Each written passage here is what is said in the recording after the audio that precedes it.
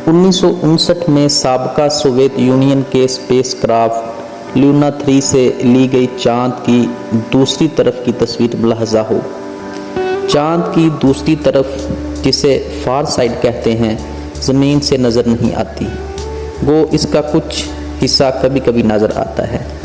ये तस्वीर उस स्पेस क्राफ्ट ने चांद से तकरीबन 6000 किलोमीटर की दूरी से खींची। इससे साइंसदानों को पहली मर्तबा इल्म हुआ कि चांद की ज़मीन से दिखने वाली साइड और फार साइड का जोग्राफिया मुख्तलिफ है। चांद की दूसरी तरफ खाइयाँ और गड्ढे ज़्यादा हैं, और ऐसे ही दूसरी तरफ बड़े काले धब्बे नहीं हैं जो चांद की इस तरफ हैं, जो ज़मीन से नज़र आती है। ये बड़े काले धब्बे दरअसल बड़े बड़े मैदान हैं, इन्हें मारिया कहते हैं, जिसका लुग़वी मतलब समंदर है। ताहम ये कोई समंदर नहीं, बल्कि ये काले मैदान हैं जिनमें माजी में चांद पर आतश फ़िशाओं से बहने वाला लावा ठंडा होकर जम गया।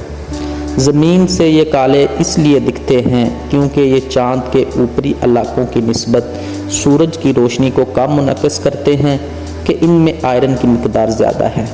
चांद की फार साइड ज़मीन से दिखने वाली साइड से मुख्तलिफ क्यों है, इस पर अब तक तहकीक जारी है। ताहम दूसरी तरफ गड्ढों के ज़्यादा होने की एक वजह ये पेश की जाती है कि माजी में जब शहाब साकब चांद की दूसरी साइड की तरफ से गिरते थे तो उनका चांद से टकराने का इम्कान ज़्यादा होता था, जबकि अगर ये चांद के ज़मीन की तरफ वाली साइड की तरफ से गुज़रते होंगे तो उनके चांद से टकराने के इम्कान कम होंगे। वजह यह है कि ज़मीन या तो इन शहाबियों को अपनी तरफ खींचती होगी या उन्हें किसी दूसरी तरफ धकेल देती होगी, जिससे चांद की ज़मीन की तरफ दिखने वाली साइड पर कम शहाबिये गिरते होंगे। इसलिए इस पर गड्ढों की तादाद दूसरी तरफ से कम है।